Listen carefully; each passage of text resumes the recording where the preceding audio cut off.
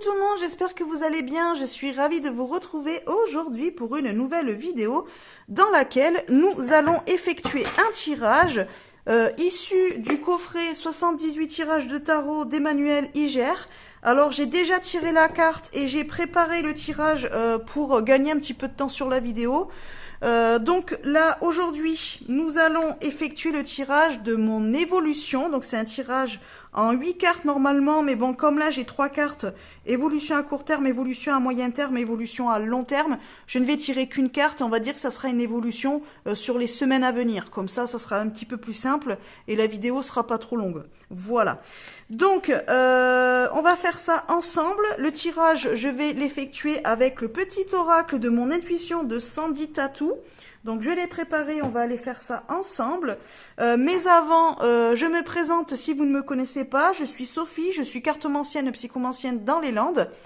Si vous voulez découvrir un petit peu mon univers et ce que je propose, n'hésitez pas à aller dans la barre de description. Vous allez retrouver les liens vers mes réseaux sociaux.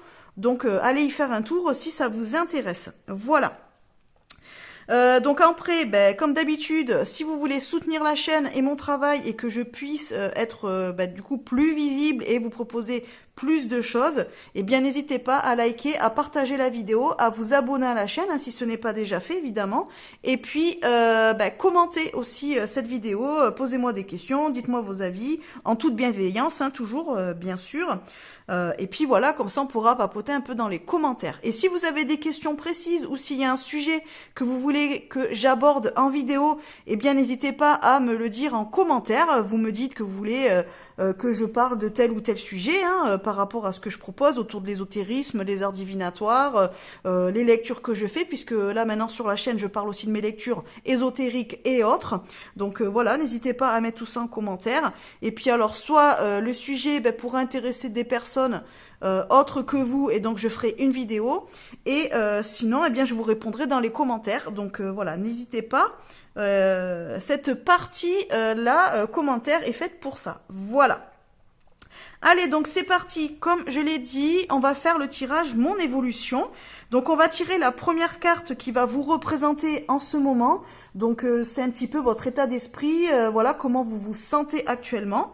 Après on ira voir votre besoin du moment, donc par rapport à votre état d'esprit, à la situation peut-être dans laquelle vous êtes. Après ça sera ce que vous pouvez laisser, ce que vous devez viser. Donc après, il y aura une carte pour l'évolution sur les semaines à venir.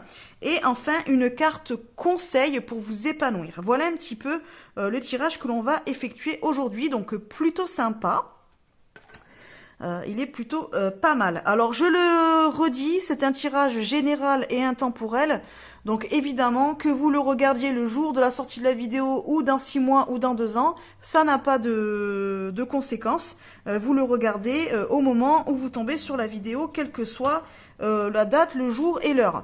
Et c'est pareil, si ça vous parle, prenez, si ça ne vous parle pas, laissez. Il y aura peut-être certaines choses qui vont vous parler dans la vidéo et pas d'autres, ou alors tout vous parlera, et bien tant mieux. Et si ça ne vous parle pas, c'est pas grave, ça sera juste... voilà, vous aurez passé un petit moment avec moi, et puis c'est tout. Voilà les amis. Allez, on commence. Du coup, on va voir votre état d'esprit, comment vous êtes en ce moment. Alors, nous avons la carte de la culpabilité. Alors, il est possible qu'en ce moment, vous culpabilisiez par rapport à une situation, à une relation. Alors ça peut être beaucoup de choses. Peut-être que vous culpabilisez parce que vous procrastinez beaucoup. Donc, quelle que soit la nature de la procrastination, peut-être que vous vous sentez fatigué, peut-être que vous avez moins envie, peut-être que vous êtes un petit peu émotionnellement, comment dire, un petit peu fatigué. C'est-à-dire que voilà, vous sentez qu'en ce moment, au niveau émotionnel, c'est pas top. Vous êtes peut-être dans une phase un petit peu compliquée. Voilà, vous avez peut-être besoin de prendre un peu de recul, peut-être que vous êtes en questionnement. Mais du coup, vous culpabilisez parce que vous mettez ce que vous avez à faire à plus tard. Vous êtes toujours en train de repousser. Ou alors, vous restez toute l'après-midi à regarder des séries à la télé au lieu de faire ce que vous avez à faire. Bon, peut-être que vous culpabilisez pour ça. Alors après, vous pouvez culpabiliser pour d'autres choses. Peut-être que vous culpabilisez parce que vous posez des questions par rapport à votre relation sentimentale ou une relation amicale ou familiale. Vous pouvez culpabiliser par rapport à votre vie professionnelle. Voilà, peut-être que vous travaillez en équipe et qu'en ce moment, ben, vous sentez que vous êtes plus trop en phase avec ce que vous faites, vous n'avez plus trop envie, ou alors vous aspirez à autre chose, mais vous culpabilisez peut-être d'avoir envie de quitter votre emploi et donc par conséquent votre équipe et de les laisser un petit peu dans la panade ou alors de mettre les projets un petit peu en retard ou alors qu'importe, vous voyez, ou alors que le projet ne puisse pas se faire parce que vous quittez le navire. Voilà, il peut y avoir beaucoup de choses comme ça. En tout cas, la culpabilité est là, donc voyez si ça vous parle et dans quel domaine. Donc on va aller voir un petit peu pourquoi vous culpabilisez, peut-être que le tirage va nous donner un petit peu plus d'informations et comment faire peut-être pour dépasser ce stade-là, le comprendre ou l'accepter. Donc votre besoin du moment. Ah, donc c'est la carte de la guérison. Donc c'est plutôt logique. Là, je vais rester un petit peu sur ce que je vous disais par rapport à cette culpabilité. Vous avez certainement besoin de la comprendre, de l'accepter ou au moins de la dépasser. Peut-être que là, vous arrivez à un moment donné où vous vous dites c'est pas normal que je me prenne autant la tête, c'est pas normal que je culpabilise autant. Franchement, je me fais des nœuds au cerveau, je suis pas bien, je me mets des coups de stress ou d'angoisse parce que je n'arrive pas à dépasser cette culpabilité. Donc, à un moment donné, il devient a priori essentiel que vous fassiez un travail de guérison par rapport à cette culpabilité que vous ressentez, qu'elle soit comprise ou non. Parce que peut-être que vous culpabilisez pour quelque chose, mais vous comprenez pas vraiment pourquoi. Ou alors vous savez pourquoi vous culpabilisez, mais vous n'arrivez pas à le dépasser, à vous en décharger. Donc là, ce que je pourrais vous conseiller, ça serait soit d'en parler, alors soit en parler à vos proches, soit à une personne concernée. Peut-être que vous culpabilisez d'avoir pris de la distance avec un ami ou un membre de la famille. Et en fait, peut-être qu'il est temps d'aller parler à cette personne-là pour pouvoir avoir une vraie discussion à cœur ouvert, évidemment constructive, pour pouvoir arriver à évoluer et à dépasser un petit peu cet état dans lequel vous vous sentez en ce moment. Et donc du coup peut-être arranger les choses et vous sentir mieux, vous sentir peut-être plus léger ou légère par rapport à ça. Donner des explications, peut-être vous rendre simplement compte qu'il n'y a peut-être pas que vous qui êtes en tort, ou alors peut-être que vous culpabilisiez pour quelque chose que vous aviez fait, alors que finalement l'autre personne en face, elle ne l'a pas vécu de cette manière-là et elle ne vous en veut peut-être pas. Il peut y avoir de ça aussi. En tout cas, là on est sur un travail de guérison à mettre en place. Donc soit je vous disais, soit avec quelqu'un de votre entourage de proche qui sera de bons conseils ou avec qui vous avez besoin d'avoir une vraie discussion, ou alors si c'est vraiment plus profond, que là ça demande un travail un petit peu plus sérieux, voilà, un petit peu plus profond, quoi, c'est-à-dire, je me répète, là, il est peut-être temps de vous tourner vers une personne professionnelle pour vous aider à comprendre ou au moins à travailler ou à accepter ou à dépasser cette culpabilité que vous ressentez. Voilà, parce que peut-être tout seul vous n'y arriverez pas. Donc voilà, il ne faut pas hésiter à aller voir des professionnels de la santé, type psychologue, thérapeute, des choses comme ça, pour vous aider peut-être à vous diriger vers une guérison. Donc ça, c'est plutôt le besoin que vous auriez en ce moment par rapport à cette culpabilité-là. Donc maintenant, on va aller voir ce que vous devez laisser, ce que vous pouvez laisser plutôt. Alors, on est sur la carte du danger. Alors, moi, cette carte-là, je la vois plutôt dans le sens, alors pas danger, se mettre en danger, alors non, je le vois pas comme ça. Moi, là, par rapport à cet emplacement, ce que vous pouvez laisser, c'est peut-être le fait de vous dire, de culpabiliser en vous disant, oui, mais si je prends telle ou telle décision, parce que là, on est quand même peut-être sur une décision à prendre, que vous n'osez pas prendre ou que vous culpabilisez à vouloir prendre, peut-être. Là, on est peut-être sur le fait de dire, oui, mais si je prends telle décision, oui, mais si je fais tel choix, ça va mettre en péril un équilibre familial, un équilibre amical, un équilibre professionnel, un équilibre sentimental peut-être. Et donc là, ça, il faudrait arriver à le dépasser.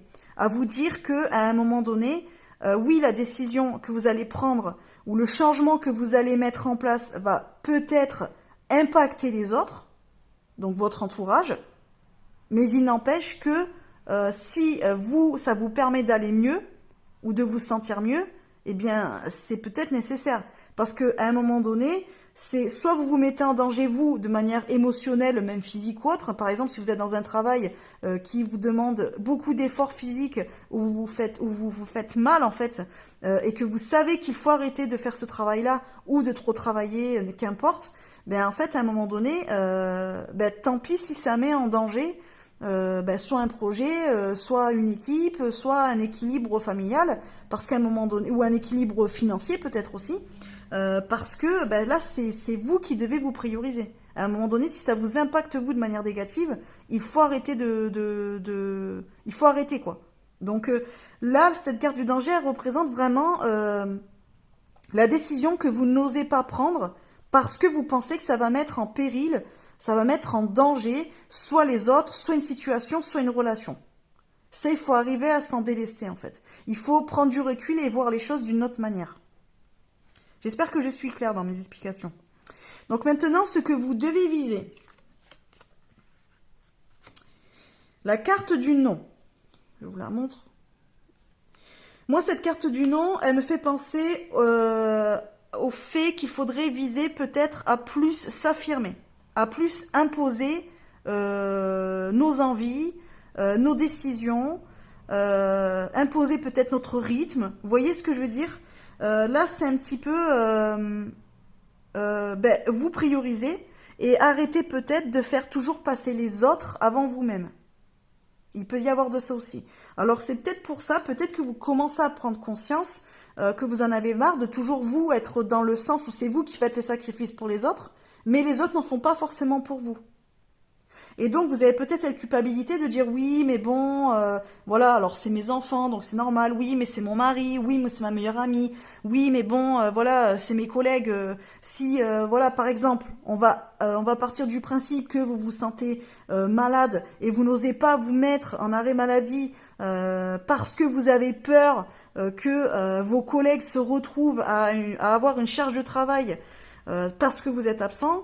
En même temps, si vous êtes malade et si votre santé, elle décline, à un moment donné, il va falloir quand même vous prendre par la main et vous soigner correctement pour pouvoir éviter d'aller vers quelque chose de plus compliqué. Donc là, on est sur le fait d'arrêter de faire passer le bonheur ou de faire passer la vie des autres avant le vôtre. Voilà, de s'affirmer tout simplement. Donc là, c'est ce que vous devez viser. Arriver à dire non. Arriver aussi peut-être à arrêter de faire des choses qui ne vous plaisent pas, simplement pour faire plaisir aux autres aussi. Il y a quelque chose de cet ordre-là. Ou alors simplement de refuser, ça peut être tout bête, mais ça peut être simplement de dire non à une sortie, ou je ne sais pas, une invitation. Admettons, je ne sais pas, vous avez une de vos copines qui veut vous inviter à son mariage. Voilà. Sauf que vous, franchement, ça vous gave, vous n'avez pas vraiment envie. Votre copine, vous l'aimez bien, mais c'est pas non plus votre meilleure amie. Son cercle familial, amical, vous ne le connaissez pas. En plus, ça va vous obliger à prendre des jours de congé parce qu'elle se marie de l'autre côté de la France. Et donc, le temps que vous fassiez le trajet, tout ça, ça va vous amener aussi à faire des frais. Et pour le mariage, et pour vous habiller, pour vous déplacer, peut-être dormir sur place. Et vous avez peut-être pas envie. Voilà, peut-être que vous êtes content ou contente qu'elle se marie, mais vous n'avez pas forcément envie d'y aller. Sauf que vous vous dites, ouais, mais bon, quand même, la pauvre, elle m'a invité, c'est gentil. Franchement, si j'y vais pas, ça le fait pas, elle va se vexer, elle va mal le prendre. Et puis voilà quoi. Moi, je suis un peu fatiguée en ce moment, je suis pas très bien. Franchement, il faudrait que j'arrive à quand même à me reposer un petit peu, faire des heures de route. Pour aller à un mariage pendant un week-end, alors que franchement, il faudrait peut-être que voilà, je relève le pied de la pédale et que je prenne du temps pour me reposer. Non, à un moment donné, ça, il faut arrêter. Là, il faut arrêter de faire ça. Et donc, il faut assumer et dire non. Et puis, si elle dit, ah, mais non, mais pourquoi? Juste, alors, soit vous lui dites, non, en fait, je peux pas. Parce que peut-être financièrement, ça vous demande de faire trop de frais. Soit parce que voilà, vous savez que vous, ça va vous obliger à être avec des gens que vous ne connaissez pas, vous n'avez pas envie, voilà, vous êtes peut-être pas quelqu'un enfin, vous n'êtes pas quelqu'un qui se sentait à l'aise quand vous êtes avec des personnes que vous ne connaissez pas. Peut-être aussi que cette copine, elle se marie avec un mec que vous pouvez pas blairer, et en fait, ben, vous avez juste pas envie de faire l'hypocrite, quoi. Voilà, tout simplement. Donc, à un moment donné, ben, il faut affirmer votre choix, et si elle le comprend pas, ben, tant pis pour elle. Et si elle le comprend, ben, tant mieux, ça veut dire que c'est une vraie copine, mais si vous avez une bonne justification en disant ben non parce que je suis trop fatiguée ou ça me fait trop de frais ou vraiment non parce que je suis désolée, moi voilà, ton futur mari, ben je l'aime pas, je trouve que c'est pas une bonne personne, ou qu'importe, on s'entend pas, ou ben non je suis mal à l'aise en société, ou qu'importe ce que vous avez à dire, et bien en fait elle est censée pouvoir le comprendre, voilà, et l'accepter, c'est tout. Donc là il y a ce côté de s'affirmer et de faire un petit peu ce dont on a vraiment envie et d'arrêter de se forcer pour les autres. Voilà, de vivre un petit peu plus pour soi. C'est pas de l'égoïsme, c'est simplement arrêter de se mettre au dernier étage, tout au fond du rang. Non, à un moment donné, vous pouvez marcher à la même hauteur que les autres, quoi. Voilà. C'est en fait, vous faites des sacrifices, vous faites des concessions, les autres en font aussi. Si c'est toujours vous qui en faites et les autres qui n'en font pas, c'est pas équitable. Voilà. Donc, désirer que les autres fassent autant de concessions, de sacrifices pour vous que vous en faites pour eux, eh bien, ça s'appelle de l'égalité et pas de l'égoïsme. Et là, je pense qu'il faut que vous arriviez un peu plus à viser ça. Voilà, à vous affirmer. Tout simplement, c'est le mot, pour moi, qui me vient, c'est le fait de s'affirmer. Donc maintenant, l'évolution sur les semaines à venir. Ok, on a la carte du plaisir. Je vous la montre. Voilà. Alors, moi, cette carte, je la comprends dans le sens où n'importe quoi. Ou si vous suivez un petit peu tous les conseils que les cartes vous ont donnés là jusqu'à présent. C'est-à-dire, accepter de culpabiliser, accepter de vouloir la dépasser, de vous en sortir de cette culpabilité, de la comprendre, peut-être. Ça veut dire qu'il va falloir faire un travail sur ça, sur cette culpabilité. Pourquoi vous la ressentez, pourquoi vous n'arrivez pas à vous en délester, comment mettre en place des choses pour pouvoir arriver à dépasser cette culpabilité qui vous ronge.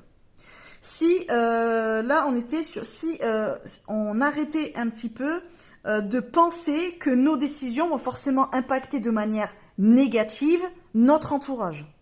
Et que forcément, ça ne va apporter que des mauvaises choses, ou ça va vous séparer de personnes, ou ça va, qu'importe ce que vous pensez, ça il faut arrêter. Et dans un autre sens aussi, il faut arrêter de se mettre en danger, soit de manière émotionnelle, physique, psychologique ou autre, parce qu'on ne veut pas s'imposer aux autres, ou parce qu'on a peur de perdre ou blesser les autres. Donc ça, il faut arrêter. Parce que là, vous vous mettez, vous, en péril, pour ne pas mettre en péril une situation ou quelqu'un d'autre, ou une relation. C'est pas, ça peut pas être viable sur le long terme.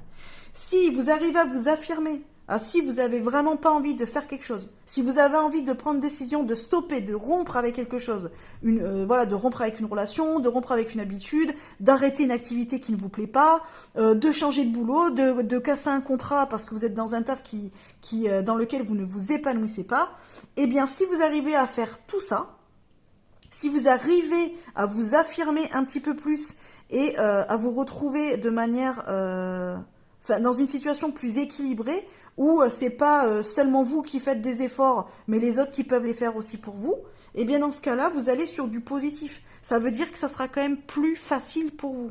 Là, vous allez sur, on va dire, un avenir quand même plus sympa. Un avenir où déjà, vous allez arrêter de vous culpabiliser pour des choses qui n'ont pas peut-être besoin d'aller jusqu'à culpabiliser. Et surtout, vous allez vous sentir mieux dans votre tête et mieux dans vos baskets et dans votre vie. Donc, il faut prendre en compte, il faudrait prendre en compte tout ce que là, on vous a conseillé. Et si vous mettez tout ça en place, il y a vraiment un vrai travail sur ça.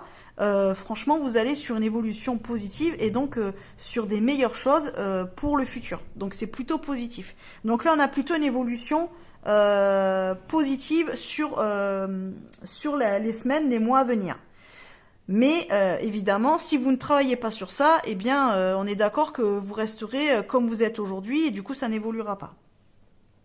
Donc maintenant, le conseil pour vous épanouir. Ok, on a la carte du stress.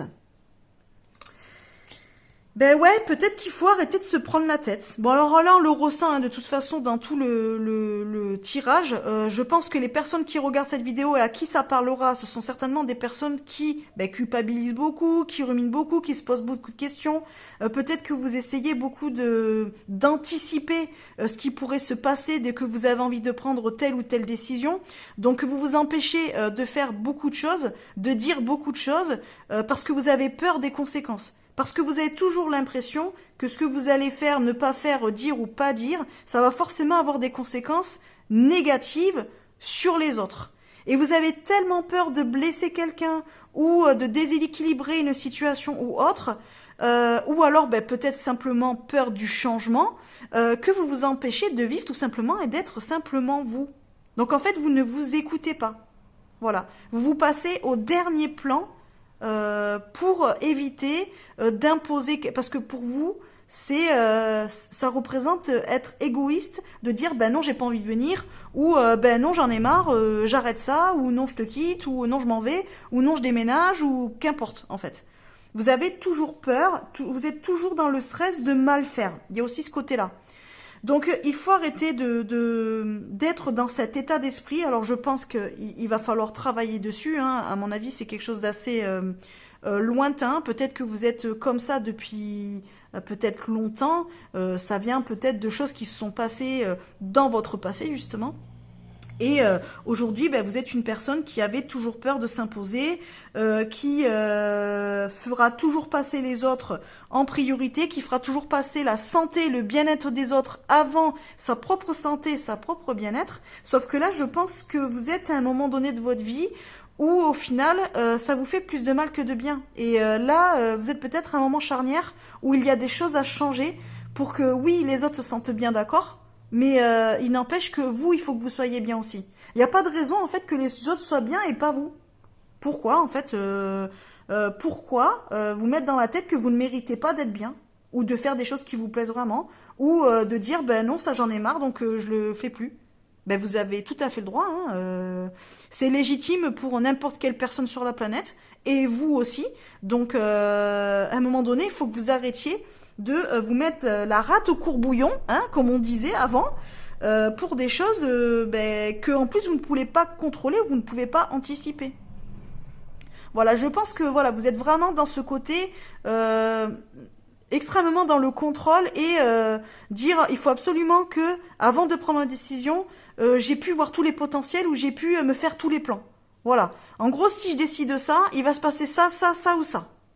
Voilà, il faut que vous ayez dans votre tête tous les trucs. Et donc en gros, si vous voyez, parce qu'en plus vous avez votre prisme qui n'est pas forcément objectif, donc ça veut dire que vous, quand vous vous dites je veux prendre telle décision, alors je ne sais pas, par exemple, vous faites de la danse dans un groupe de danse, il y a un spectacle à la fin de l'année, et puis en fin de compte, ce spectacle, vous n'avez pas envie de le faire, ou alors, je ne sais pas, il y a votre meilleur ami qui se marie le même jour du spectacle. Il faut que vous fassiez un choix. C'est soit vous allez au mariage de votre meilleur ami, soit vous allez au spectacle de danse. Alors là, la décision, elle est hyper stressante pour vous parce que vous voulez faire plaisir à tout le monde. Parce que vous vous dites que si vous n'allez pas au mariage de votre meilleur ami, parce que vous avez votre spectacle de danse, elle va pas le comprendre, donc elle va vous faire la tête, ou alors du coup elle va vous virer de sa vie, ce que vous ne voulez pas puisque vous tenez à cette personne-là.